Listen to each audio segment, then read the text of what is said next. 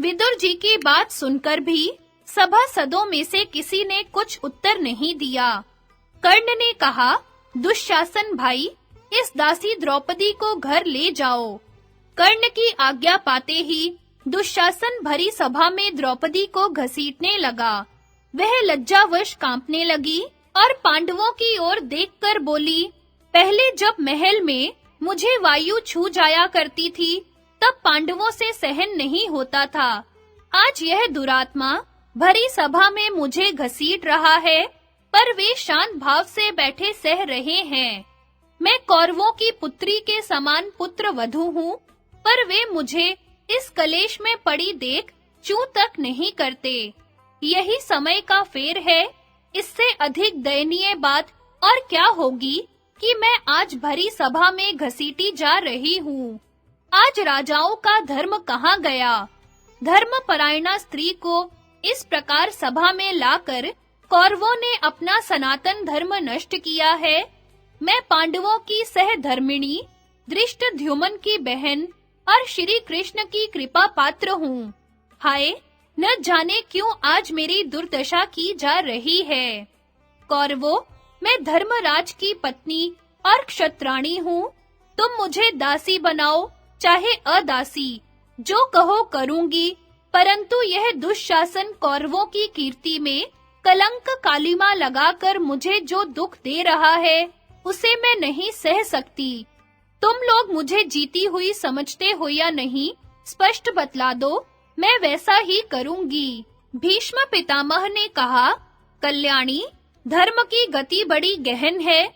बड़े-बड़े विद्वान, बुद्धिमान भी उसका रहस्य समझने में भूल कर जाते हैं। जो धर्म सबसे बलवान और सर्वोपरि है, वही अधर्म के उत्थान के समय दब जाता है। तुम्हारा प्रश्न बड़ा सूक्ष्म, गहन और गौरवपूर्ण है।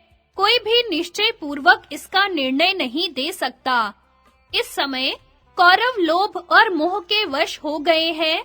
यह इस बात की सूचना है कि शीघ्र ही कुरुकुल का नाश हो जाएगा। तुम जिस कुल की बहू हो, उस कुल के लोग बड़े-बड़े दुख सहकर भी धर्म मार्ग से नहीं डिगते। इसी से इस दुर्दशा में पड़कर भी तुम्हारा धर्म की ओर देखना इस कुल के अनुरूप ही है। धर्म के मर्मज्ञ द्रोण, कृप आदि इस समय सिर झुकाकर प्राणहीन के समान सुन्न बैठे हैं। मैं तो ऐसा समझता हूँ कि धर्मराज युधिष्ठिर इस प्रश्न का जैसे उत्तर दे, उसे ही प्रमाण माना जाए। तुम जीती गई या नहीं, इसको स्वयं वे ही कहें। सभा के सभी लोग दुर्योधन से भयभीत होने के कारण द्रौपदी की दुर्दशा और उसका करुण क्रंदन सुनकर भी उचित अनुचित कुछ नहीं बोले। दुर्योधन ने मुस्कुराकर द्रौपदी से कहा, द्रुपद की बेटी, तेरा यह प्रश्न तेरे उदार स्वभाव पति भीम, अर्जुन, सहदेव और नकुल के प्रति ही रहा। ये ही तेरे प्रश्न का उत्तर क्यों नहीं देते? यदि ये आज सभ्यों के सामने कह दें कि युधिष्ठिर का तुझ पर कोई अधिकार नहीं और उन्हें झूठा ठहरा दे, तो तू अभी दासीपने से मुक्त हो सकती है। भीमसेन ने अपनी चंदन चर्चित दिव्य भुजा उठाकर कहा, सभासदों, यदि उदार शिरोमणि धर्मराज हमारे कुल के कर्ता धर्ता और सर्वस्व न होते, तो क्या हम यह अत्याचार सहन कर लेते? ये हमारे पुण्य, तप और जीवन के स्वामी है। यदि ये अपने को हारा हुआ मानते हैं, तो हम भी हार गए। इसमें संदेह ही क्या है? यदि मेरी प्रभुता होती, तो क्या दुरात्मा दुशासन द्रौपदी के केश पकड़कर भूमि पर गिराकर और पैरों से ठुकराकर भी अब तक जीवित रहता? मेरे इन लोह दंडों के समान लंबे और मोटे भुज दंडों को देखिए। इनके बीच में आकर एक बार इंद्र भी पिस जाए। मैं धर्म की रस्सी से बंधा हूँ। अर्जुन ने मुझे रोक दिया है। धर्मराज का गौरव भी मुझे इस संकट से पार होने के लिए कुछ करने नहीं देता। यदि धर्मराज मुझे इशारे से भी आज्ञा दे दे, तो इन क्षुद्र जंतुओं को मैं क्षण भर में ही मसल डालूं। भीम की क्रोधाग्नि को भभकते देखकर भीष्म, द्रोण और विदुर ने कहा, भीमसेन, क्षमा करो, तुम्हारे लिए कुछ भी कठिन नहीं है, तुम सब कर सकते हो। उस समय धर्मराज युधिष्ठिर बेहोश से हो रहे थे। दुर्योधन ने उन्हें पुकार कर कहा, राजन, भीम, अर्जुन, नकुल और सहदेव तुम्हारे वश में हैं। अब तुम ही द्रौपदी के प्रश्न का उत्तर दो। क्या तुम ऐसा मानते हो कि द्रौपदी दांव पर नहीं हारी गई? मतवाले दुरात्मा दुर्योधन ने युधिष्ठिर से ऐसा कहकर कर्ण की ओर देखा और मुस्कुराकर भीमसेन को लज्जित करने के लिए अपनी मोटी-मोटी बाईं जांघ दिखाने लगा। भीमसेन की आंखें क्रोध से लाल हो गई।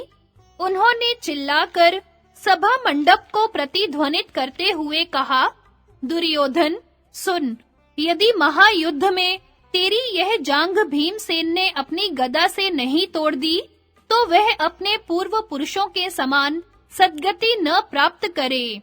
उस समय क्रोध से भरे भीमसेन के रोम-रोम से चिंगारियां निकल रही थी। विदुर जी ने कहा, राजाओं, देखो, इस समय भीमसेन ने बड़ा भय उपस्थित कर दिया है। अवश्य ही आज का प्रसंग भरत वंश के अनर्थ का मूल है।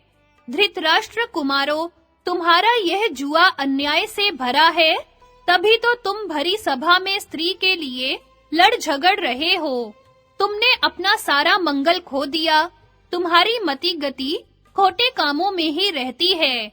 भरी सभा में धर्म का उल्लंघन करने से सारी सभा को दोष लगता है। धर्म पर विचार करो। यदि युधिष्ठिर अपने को हारने से पहले द्रौपदी को दांव पर रखते, तो वे अवश्य ही द्रौपदी को हार सकते थे।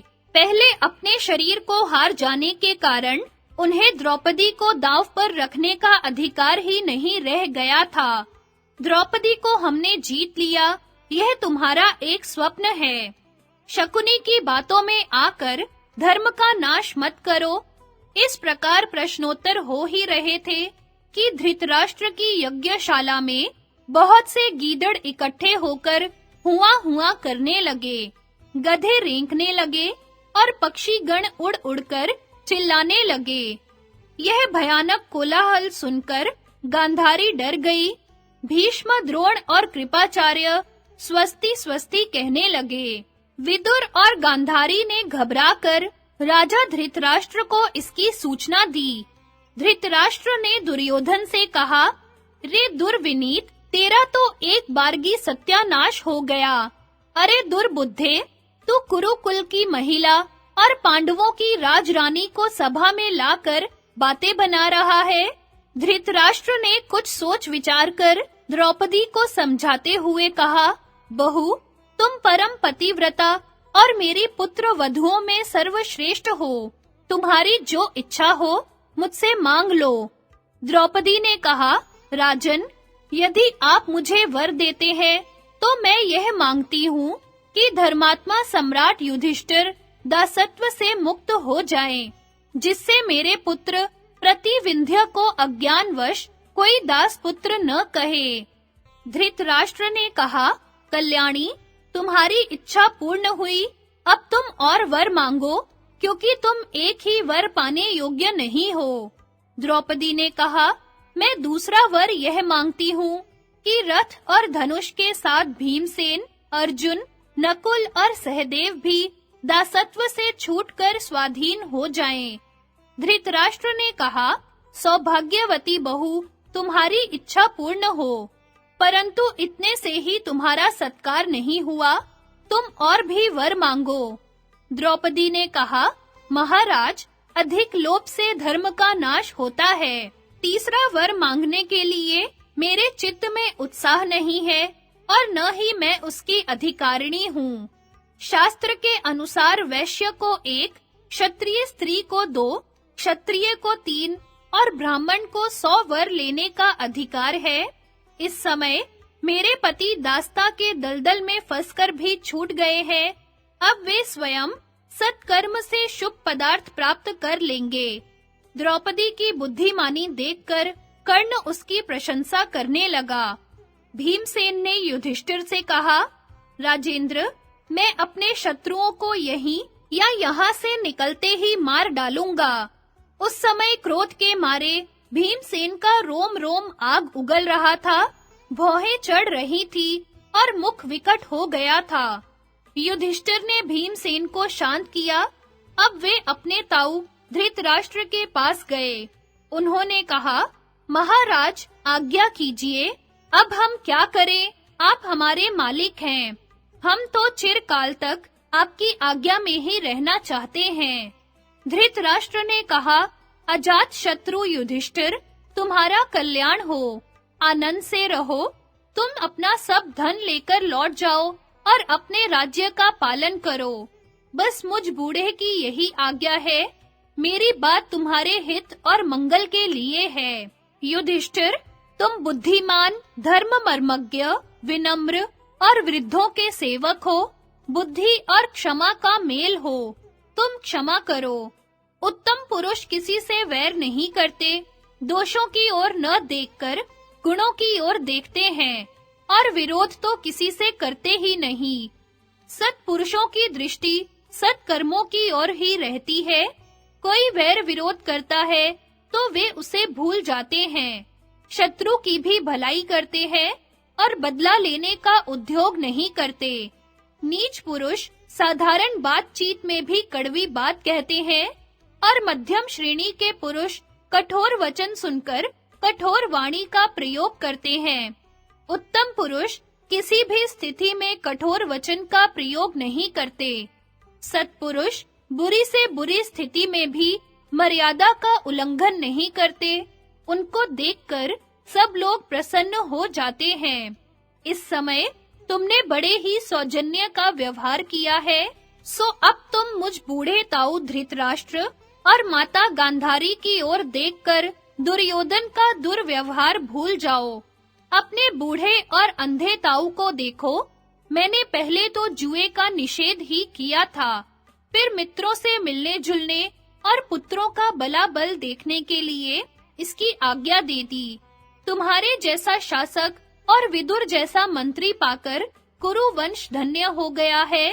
तुम में धर्म है, अर्जुन में धीरता है, भीमसेन में पराक्रम है, नकुल और सहदेव में विशुद्ध गुरु सेवा का भाव है।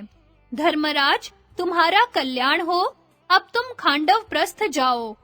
धर्मराज युधिष्ठिर बड़ी नम्रता से शिष्टाचार के साथ प्रज्ञा चक्षु धृतराष्ट्र की अनुमति प्राप्त करके अपने भाई बंधु एवं इष्ट मित्रों के साथ इंद्रप्रस्थ के लिए रवाना हुए।